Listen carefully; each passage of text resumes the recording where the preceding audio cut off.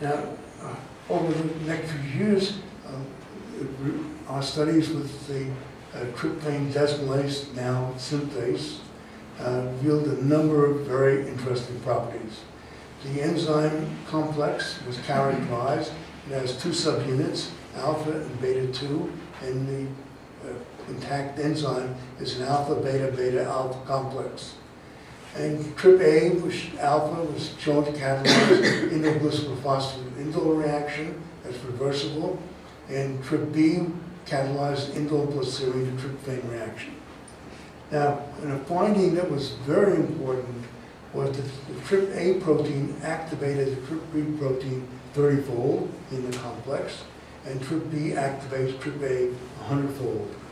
And the importance of that was immeasurable, in that anytime we had a mutant, a missense mutant, that produced an intact protein, where the protein was enzymatically inactive, it's still a different part of the protein was involved in interaction with the other protein, and so we could measure it enzymatically by measuring the other reaction. That is, we measured TRPA mutants by measuring TRPB activity, TRPB mutants by measuring TRPA activity. Okay. So also, TRPA missense mutants, amino acid replacements, grew well on indole because of this, because they activated TRPB. TRPA nonsense mutants grew poorly with indole because they did not have an A protein to activate the TRPB. This meant you could isolate mutants, pick out those that require, grow well with indole, and those mutated in the gene that were mutated. TRP mutants require tryptophan growth. We also discovered that if we grew TRPA missense mutants at low levels of indole, it increased the TRPA production to 10%. So we only had to purify each mutant protein tenfold to obtain it pure. Very simple. To sophisticate the genetic analysis, I was aware that there's a locus adjacent to TRPA called tone B, which is responsible for phage T1 resistance. And if I selected mutants, resistant bacterial mutants, spontaneously resistant to phage T1, some of them required indole, and all of the ones that required indole had overlapping deletions ending within TRPA, and that made genetic mapping, fine structure mapping, very simple. So, but during this period, we worked on this problem. Other scientists made some important contributions, and the one gene, one enzyme hypothesis became the gene-protein collinearity hypothesis. In 1952, Hershey and Chase showed the genetic material DNA. 53, Watson and Crick showed DNA as a linear double helix. 53, Fred Sanger showed that a polypeptide consists of a linear sequence of amino acids.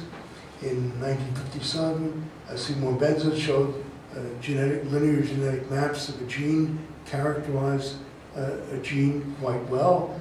And in 1958, Vernon Ingram designed peptide fingerprinting of a protein where you can detect a single peptide with the amino acid change that occurred at the mutation.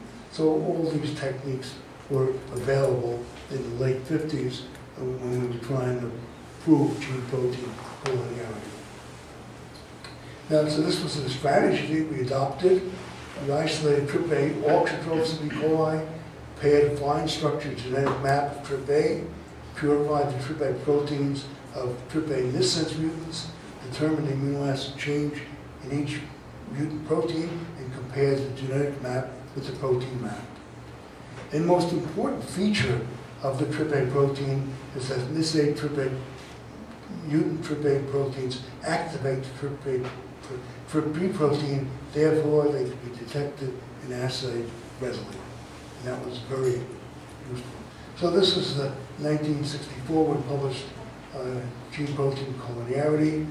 These mutants that we isolated is the alterations in the genetic map, and these are the position of amino acid changes in a 268 residue TRPA protein. And to get mutants at the very beginning and very end, we had to go to nonsense mutants because we couldn't isolate missense mutants.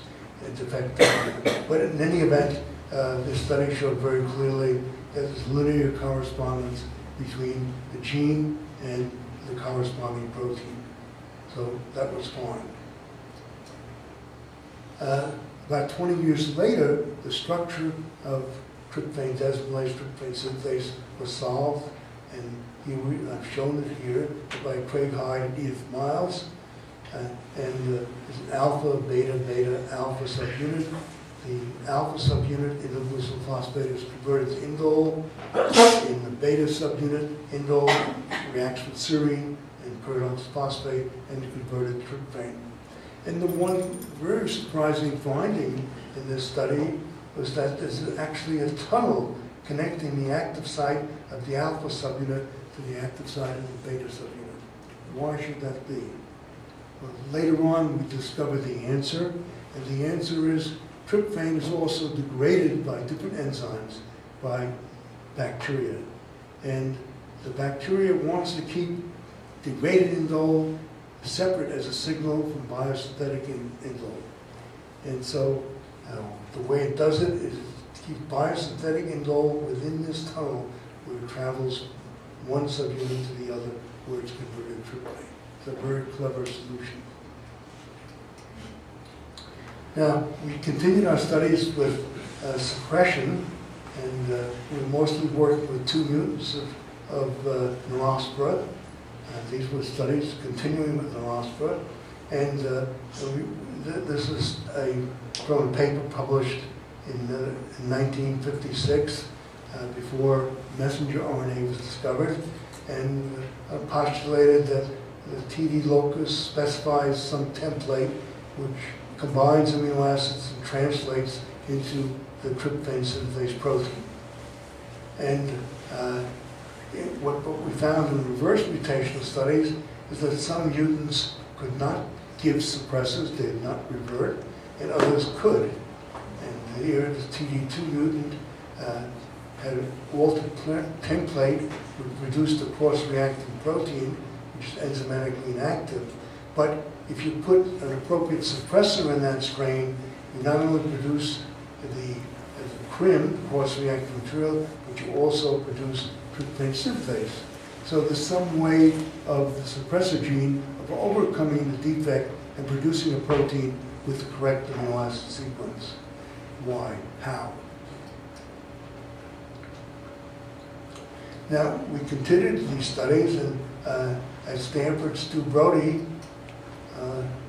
continued these studies, and Stu Brody was attending a conference on the East Coast when he first heard a talk describing transfer RNA. And he thought about it, and he was convinced when he came back that that's got to be the explanation, that the suppressor mutation has got to alter transfer RNA.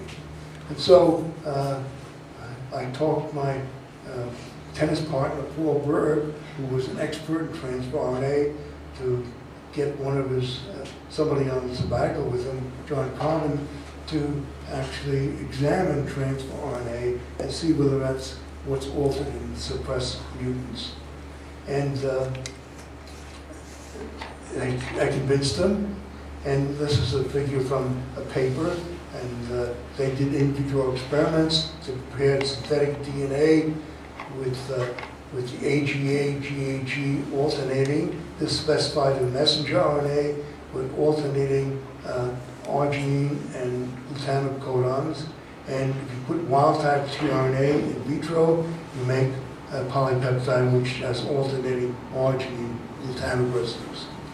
If you put transfer RNA from the suppressed mutants, suppressor 36, lo and behold, you find not only orange blue is produced, but also light blue is produced. So the one altered transfer RNA somehow is reading an arginine codon and inserting lysine, and that's why. That's the basis of suppression.